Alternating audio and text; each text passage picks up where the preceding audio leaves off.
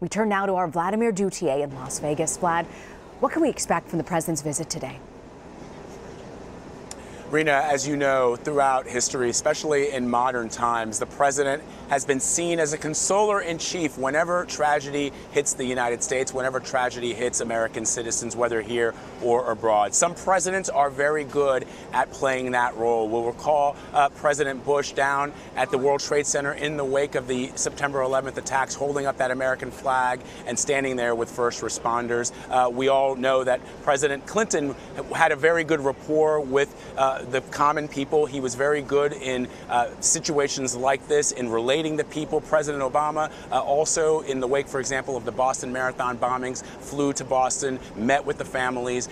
That is something that presidents do. That is something that is expected. And as our chief White House correspondent, Major Garrett, told me earlier this morning, this goes above and beyond anything that you would expect for somebody who has any kind of political leanings. In other words, it doesn't matter if you voted for a president or if you didn't vote for him or if you agree with his policies or you don't.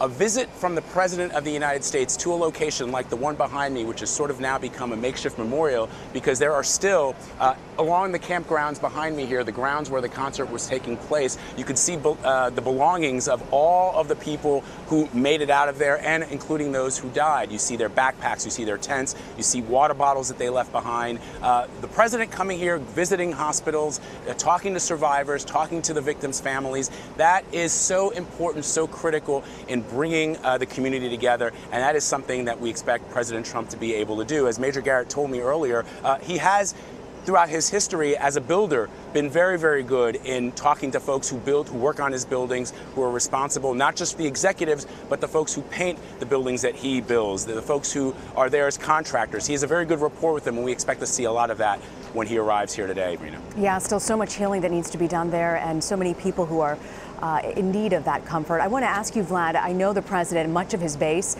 a significant part of his base, believed in gun control, did not believe in gun control. You talked about the NRA in particular. We know this president is also sometimes unpredictable. Do you anticipate that he might address the subject of gun control, or is the sense is he's just going to avoid it? Now is not the time.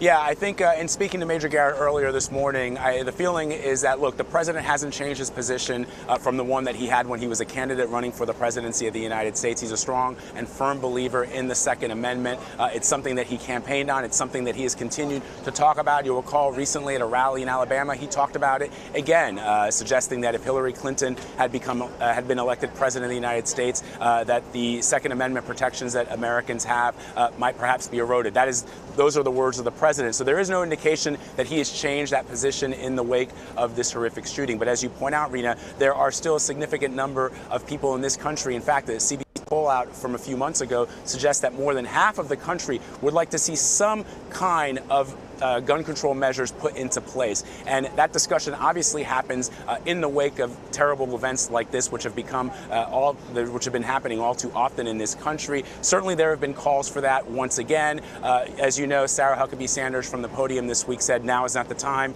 Now is the time to console, to grieve, to unify. But certainly those discussions will be happening. As you also know, Rena, there is a bill that is up before Congress right now that would perhaps roll back some legislation when it comes to silencers. Now, in talking to law enforcement officials here on the ground, one of the reasons why they were able to get up to that building on the to that floor, the 32nd floor of the Mandalay Bay, is because they could hear and see the muzzle flashes of the gunfire as it was happening.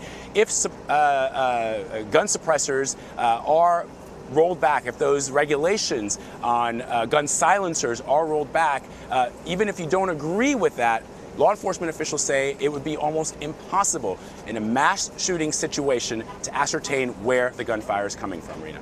All right, Vlad, thank you so much. We're going to check back with you throughout the afternoon as the president makes his movement throughout Las Vegas. Thank you, Vlad.